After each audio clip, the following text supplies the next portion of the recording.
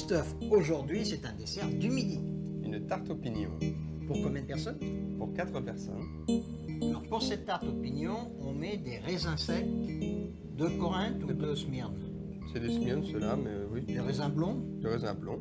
Hein. On prend une cuillère à soupe. Une cuillère à soupe de raisin qu'on va faire macérer dans le rhum. Combien?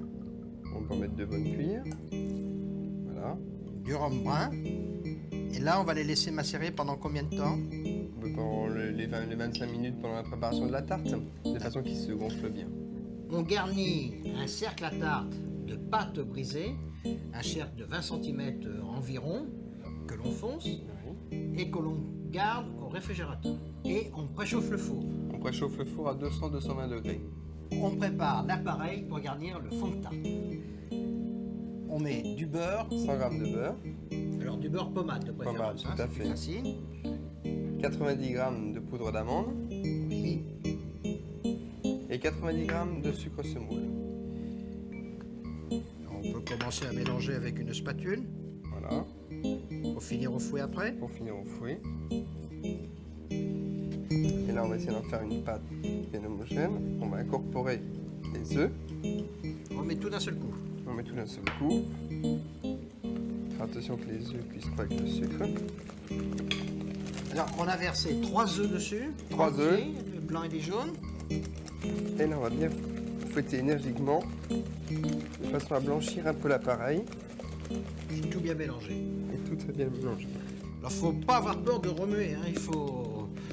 Il faut que l'appareil blanchisse. Alors maintenant on rajoute les Les raisins, bien macérés dans le bien rhum. macérés dans le rhum.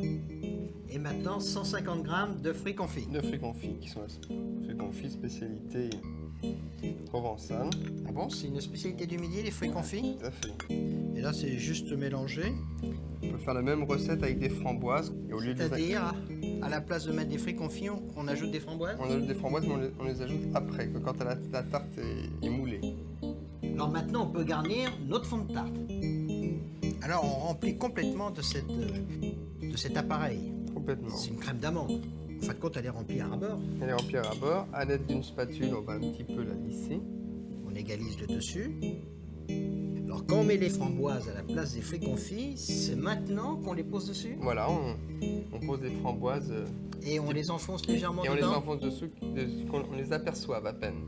Mais on met quand même des pignons après. On met quand même des pignons, mais juste parsemés. Tandis que là, on va complètement recouvrir